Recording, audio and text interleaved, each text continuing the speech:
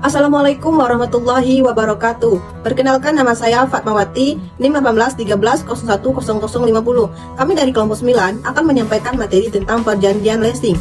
Pada kesempatan kali ini, saya pribadi akan menyampaikan materi tentang perjanjian leasing. Menurut Subekti, leasing adalah perjanjian sewa-menyewa yang telah berkembang di kalangan pengusaha, di mana lessor atau pihak yang menyewakan, yang sering merupakan perusahaan leasing, menyewakan suatu perangkat alat perusahaan mesin-mesin, termasuk servis, pemeliharaan, dan lain-lain, kepada lease penyewa untuk suatu jangka waktu tertentu. Sedangkan menurut Sri Suyatmi dan Sadianto menyatakan bahwa leasing adalah badan usaha yang dilakukan kegiatan pembiayaan dalam bentuk penyediaan barang modal baik penyewa, baik oleh penyewa guna usaha dengan jangka waktu tertentu berdasarkan secara berkala. Dan leasing adalah kegiatan pembiayaan perusahaan dalam bentuk penyediaan barang-barang modal yang digunakan suatu perusahaan untuk jangka waktu tertentu berdasarkan pembayaran secara berkala, disertai hak pilih perusahaan tersebut untuk membeli barang modal yang bersangkutan atau memperpanjang jangka waktu leasing berdasarkan nilai-nilai yang disepakati. Sekian, terima kasih. Assalamualaikum warahmatullahi wabarakatuh. Assalamualaikum warahmatullahi wabarakatuh. Baiklah, saya Makdatul Husna Rizkika, NIM 1813010049. Di sini saya akan membacakan tentang karakteristik perjanjian leasing. Ada beberapa hal yang menonjol yang dapat dikatakan sebagai karakteristik perjanjian leasing.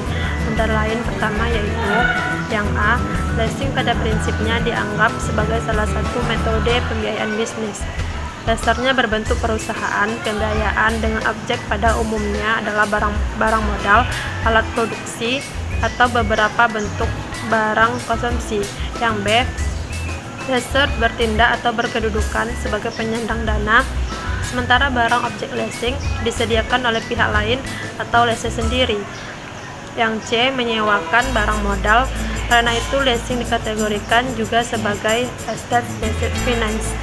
Yang D, jika terjadi uang prestasi dari pihak lessor, pada prinsipnya lessor tinggal mengambil kembali barang modal tersebut tanpa harus memperhitungkan atau mengembalikan kelebihan harga. Hal ini disebabkan barang modal tersebut masih merupakan milik lessor.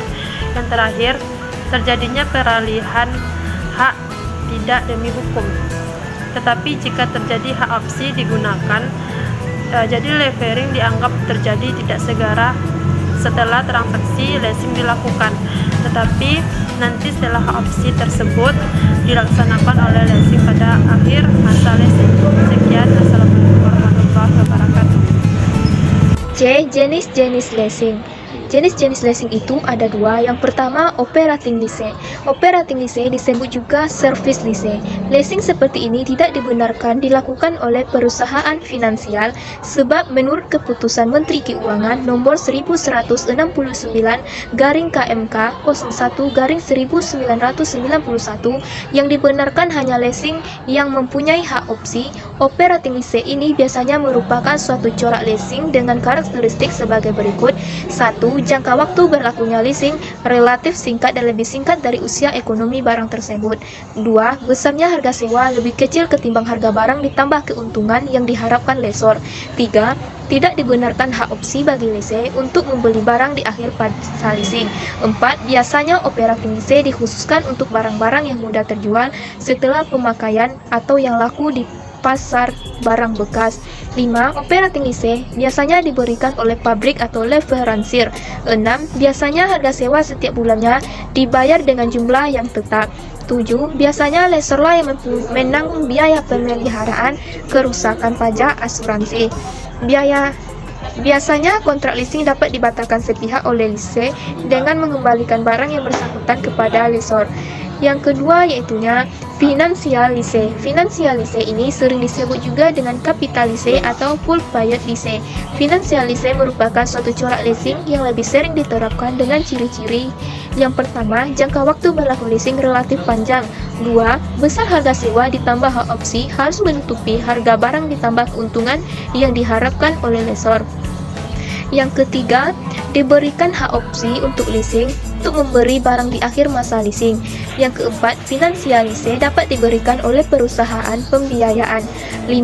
Harga sewa yang dibayar per bulan oleh lease dapat dengan jumlahnya yang tetap maupun dengan cara berubah-ubah sesuai dengan suku bunga jaminan. Yang keenam, biayanya lease yang menanggung biaya pemeliharaan, kerusakan, pajak, dan asuransi. 7. Kontrak leasing tidak dapat dibatalkan sepihak, kewajiban para pihak. Yang dimaksud dengan para pihak di sini tidak lain adalah pihak yang menyediakan dana untuk memberikan barang modal yang akan disewakan atau yang dileasingkan, atau pihak yang menyediakan barang modal dan pihak yang menyewa barang modal tersebut, atau pihak yang menerima barang modal. Apabila barang modal tidak disediakan oleh lessor, maka ada lagi satu pihak pada bisnis leasing, yaitu pihak yang menyediakan barang modal atau biasa dealer atau supplier yang akan dijual kepada lessor. Namun demikian, yang diuraikan di sini diasumsikan bahwa barang modal disediakan sendiri oleh lessor. Assalamualaikum warahmatullahi wabarakatuh. Perkenalkan, nama saya Kasep Jaritri, NIM 1813010047. Pada kali ini saya akan menjelaskan salah satu contoh kasus dari perjanjian sewa guna leasing mobil pickup. Nah, dalam contoh kasus tersebut bisa dilihat dalam makalah. Ada poin-poin penting, ada nama, nomor KTP, umur, status, pekerjaan, alamat, tempat tinggal, terus syarat-syarat yang dilakukan dalam perjanjian,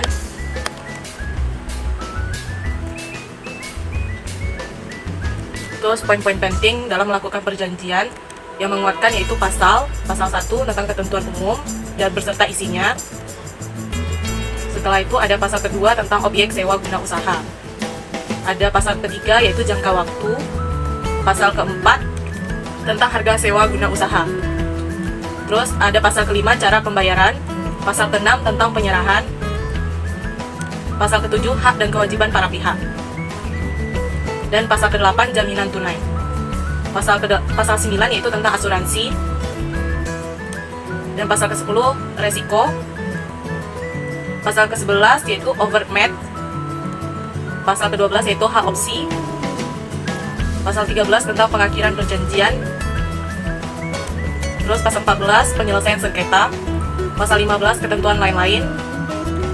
Dan di akhir ada daerahnya, yaitu Yogyakarta, dari perjanjian tersebut 6 Februari 2019. Dan pihak pertama, nama, ada pihak kedua, dicantumkan materai, dan nama dari orang yang memiliki mobil pickup tersebut dan saksi-saksi.